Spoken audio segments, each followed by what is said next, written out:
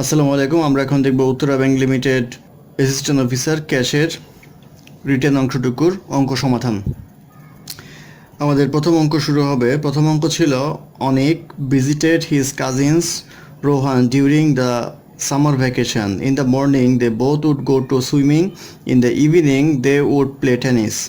They would engage in at most one activity per day. That is, either they went swimming or played tennis each day. There were days when they took rest and stayed home all day long.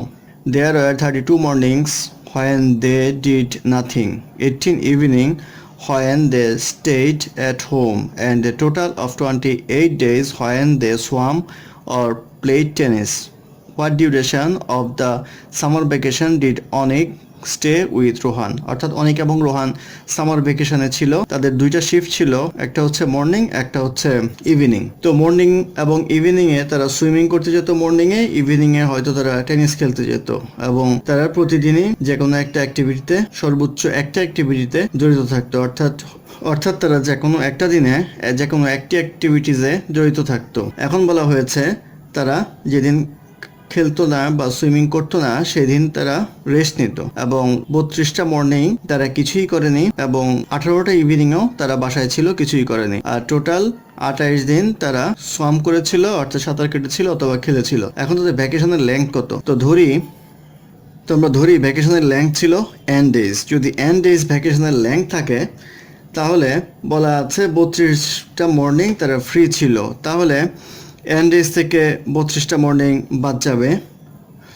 আর বলা আছে যে 18টা evening তারা free ছিল, তো 18টা evening যদি free থাকে তাহলে 18টা বাদ যাবে। এখন কথা হচ্ছে দুইবার এন থেকে বাদ দিলাম কেন? দুইবার এন থেকে বাদ দিলাম কারণ তাদের দুইটা শিফট কল্পনা করা হয়েছে, অর্থাৎ এন যদি তাদের টোটাল ডেইজ হয় সেখান থেকে মর্নিং বাদ দিলে 32টা মর্নিং বাদ গেল, আর এই ইভিনিংয়ের এন সংখ্যক ইভিনিং থেকে 18টা ইভিনিং বাদ গেল। তাহলে তারা কাজ করলো কয়দিন? কাজ করলো 28 দিন, বা খেললো এবং সোয়াম করলো 28 দিন। সেক্ষেত্রে এই দুইটা যোগ করলে 28 দিনের সমান হবে। এটা হবে ইকুয়েশান, বা টুয়াইস এন ইকুয়াল টু আসবে 28 প্লাস 32 প্লাস 18, আর এন ইকুয়াল টু আসবে 39, অর্থাৎ 39 ডেজ ছিল এখানে ভ্যাকেশন। তারপর অঙ্ক নাম্বার টুতে বলা আছে in the 3 digit number the number in unit place is 75% of 10th digit number. The 10th digit number is greater than 100 digit number by 1 and their sum will be 15. Find out the number. এখন বলা আছে unit ডিজিটের number, 10 ডিজিটের number এবং 100 ডিজিটের number আছে। তো 3 ডিজিটের নাম্বার এখানে বলা আছে ইউনিট প্লেসের যে নাম্বারটা সেটা হচ্ছে 10 ডিজিটের যে নাম্বার সেটা 75%, এবং 10 ডিজিটের যে নাম্বারটা আছে সেটা 100 ডিজিটের নাম্বারের চেয়ে এক বড়, এবং তাদের যোগফল হচ্ছে 15। তাহলে তিনটে ইকুয়েশন এখানে জেনারেট হবে। তো প্রথমে আমরা দেখি ইউনিট ডিজিট নাম্বার ধরি আমরা এক্স, 10 ডিজিট নাম্বার ধরি ওয়াই, আর 100 ডিজিট নাম্বার ধরি আমরা জেড। তাহলে আমাদের নাম্বারটা কত হবে? নাম্বারটা হবে হচ্ছে 100z plus 10y plus x. এটা হবে আমাদের নাম্বারটা। এখন আমাদের প্রশ্নে বলা আছে কি? প্রশ্নে বলা আছে যে unit place is 75% of 10 digit number, অর্থাৎ ইউনিট প্লেস নাম্বারটা কত? ইউনিট প্লেস নাম্বার হচ্ছে এক্স ইকুয়াল টু 75% অফ ওয়াই। তাহলে 75% কে লেখা যায় 3/4y, তাহলে x ইকুয়াল টু 3/4y লেখা যায়। আরেকটা বলা আছে যে the 10 digit number is greater than 100 digit number by 1, তাহলে আমরা লিখতে পারি y equal to z plus 1।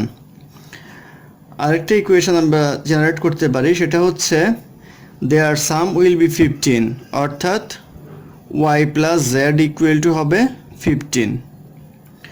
তো এই ইকুয়েশনে যদি আমরা y equal to z plus 1 বসাই তাহলে পাবো z plus 1 plus z equal to 15, 2z equal to 14 Z equal to 7।